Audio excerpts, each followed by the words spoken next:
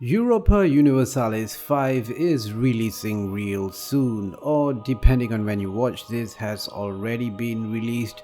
So I decided to go back to the game that started it all. Europa Universalis, the first game of the series, a game that made me fall in love with grand strategy games, as it is the first proper nation builder game I've played. And in fact, it's the first game from Paradox Interactive, so how does it hold up today in 2025?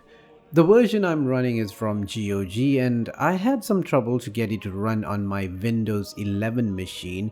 I had to delete a DLL file, which I have put on screen right here. Only then did the game decide to run, and yes, I ran the game on Windows 95 compatibility mode as well. So Paradox Interactive's Europa Universalis, as you may know, is based off of a board game with the same name.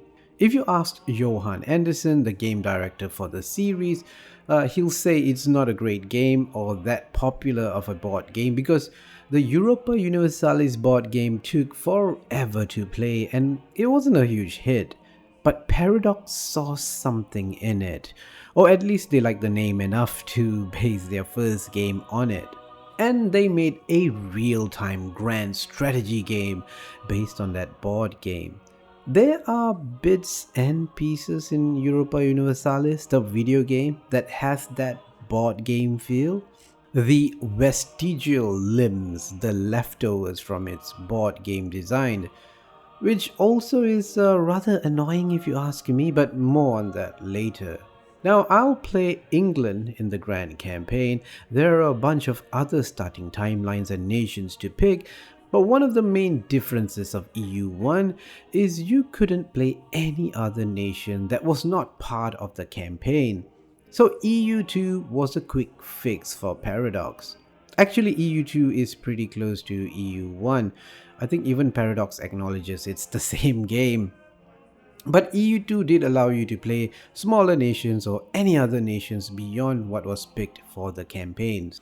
England starts the game with the 100-Year War over, so I'm assuming we have some time of peace between France and Scotland. They won't be jerks, I guess, to us in the beginning.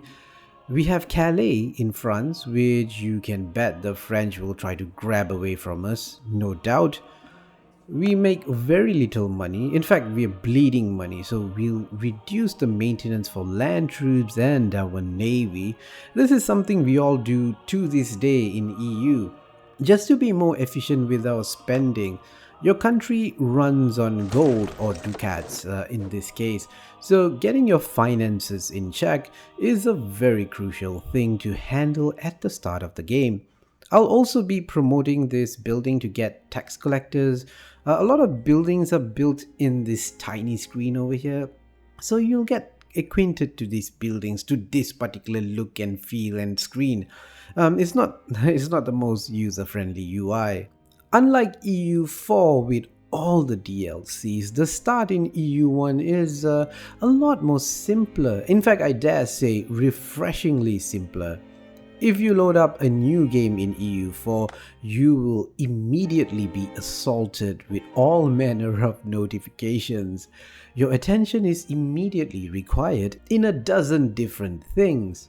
But in EU1, they don't hold your hand and point towards things that you may need to handle. I like that, there's less of a pressure to take care of everything. We just take in everything at our own pace. But for new players, this is definitely more frustrating with no guide in game. Europa Universalis was a game made in an era where the term RTFM, read the effing manual, actually meant something. Because games had manuals, and I think I spent a week just reading EU1's manual even before playing the game. The manual was all part of immersing yourself in the game. Honestly, I do miss the days of game manuals. But EU1 has this other problem though. You will be swamped with message hell. So there's message settings that allow you to customize exact messages that will pause the game or even show as a pop-up. It was honestly a bit of a nightmare, which I'm so glad they moved away from. Even winning in Europa Universalis is very board game-like. You accrue these victory points and the nation with the most victory points wins. You gain victory points from completing objectives you pick from this list here, and there's also a penalty for not completing them, which means in 5 years time I'll lose this amount of victory points if I fail to complete this objective.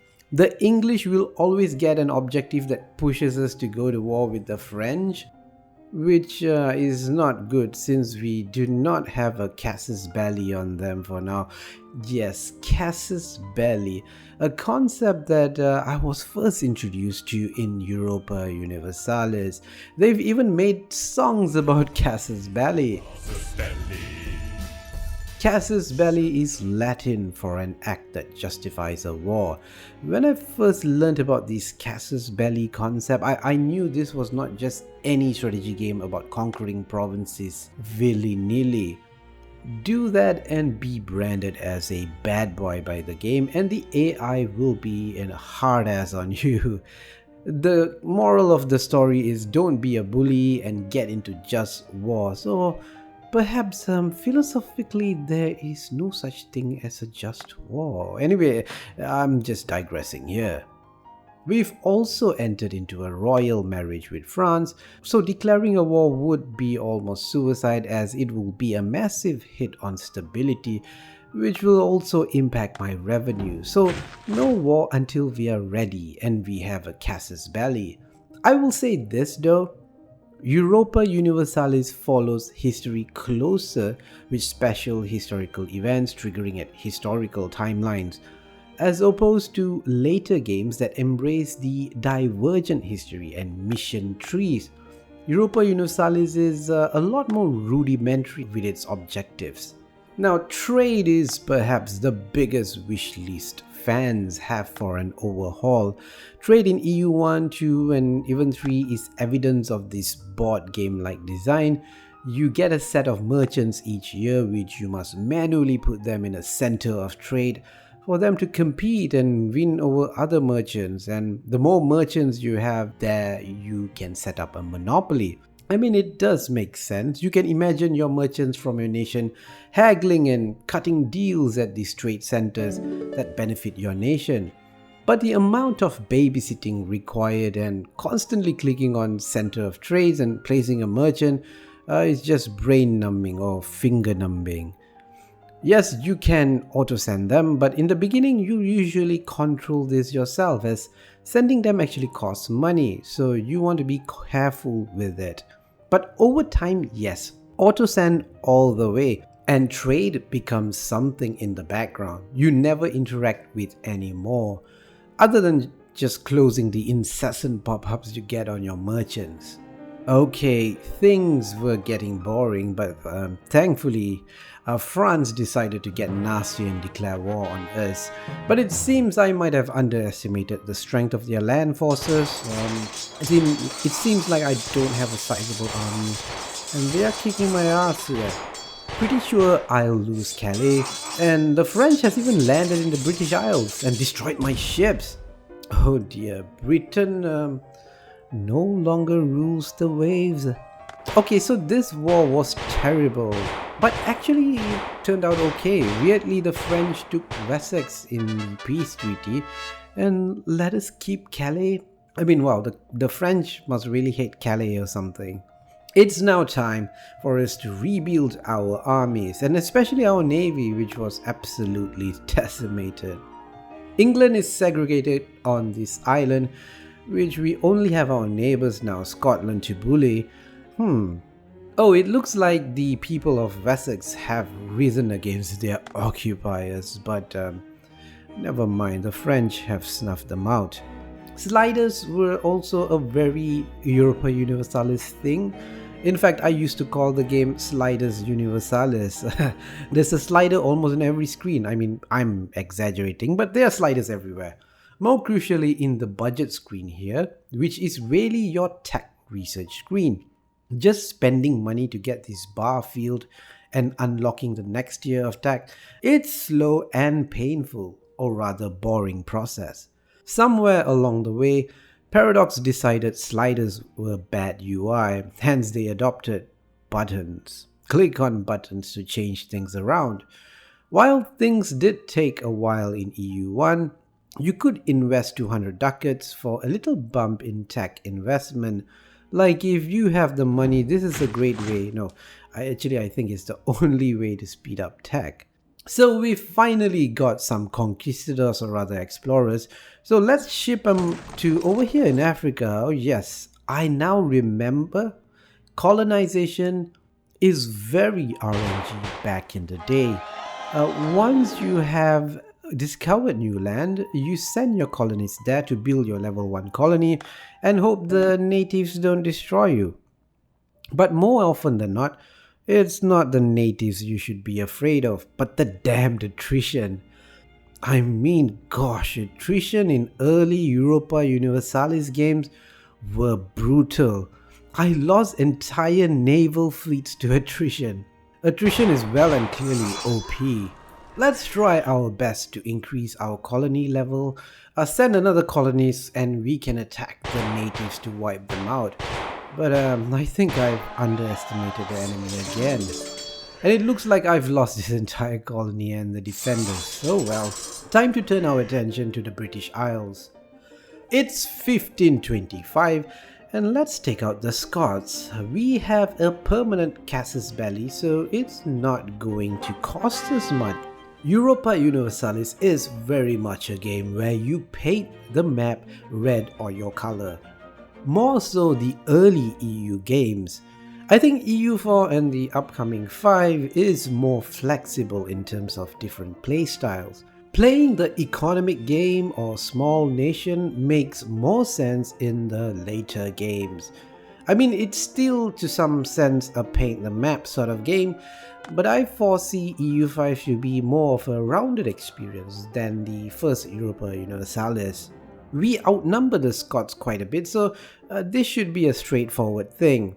Okay, don't forget to increase back the budget to army maintenance so that morale isn't impaired and okay, let's go. Well, taking the last Scottish province is proving to be a challenge, surprisingly, and the Scots are actually sieging my province as well. Maybe it's time to just peace out. Let's take these two provinces, that should do nicely.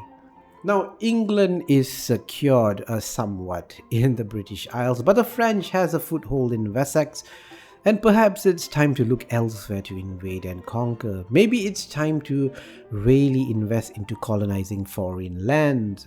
So to my earlier question, does Europa Universalis hold up today? Is this a timeless classic that's just as playable today as it was 25 years ago?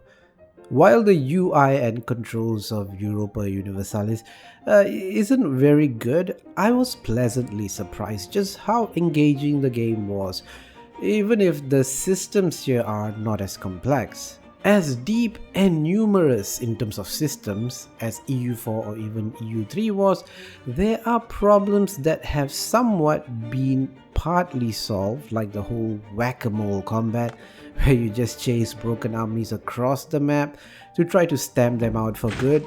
If you've played Europa Universalis 3, which is the much improved version of this system, you will see how Paradox has evolved the series to make it a lot more deeper and less like you have no idea how you're steering your nation forward. Which was also to its detriment with the introduction of mana systems. For the uninitiated, these are systems where you accumulate points or mana and then spend them in specific things that will steer your government or nation in some direction. Also, they've expanded the focus from Europe. I mean, the name of the game is Europa Universalis, not Asia Universalis, but nevertheless, they have expanded it to feature more nations across the globes with their own unique mechanics, making the game a lot more varied and replayable. So Europa Universalis 5 seems to be a move towards a simulation, steering your nation rather than making arbitrary choices, and at its core plays to the fantasy of being a nation builder game where you steer a nation down a path, any path of your choosing. So, is it worth to play Europa Universalis today in 2025? The first game in the series? Nah, I don't think so, because you're better off just playing Europa Universalis 2, which is basically the same game but expanded in terms of playable countries, as I mentioned, or EU3, which is like the best version of this system.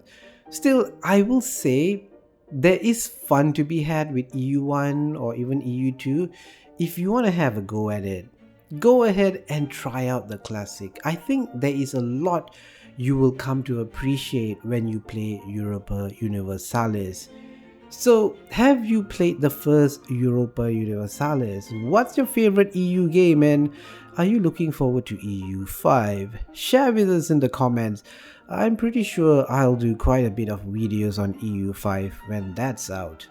Anyway, do check out this video where I give some pretty useful tips for new players who want to try out the Heroes of Might and Magic Olden Era demo. I think you might be interested in that game, right? It's a pretty big game too, so check out this video. Thanks for watching and farewell, noble friends.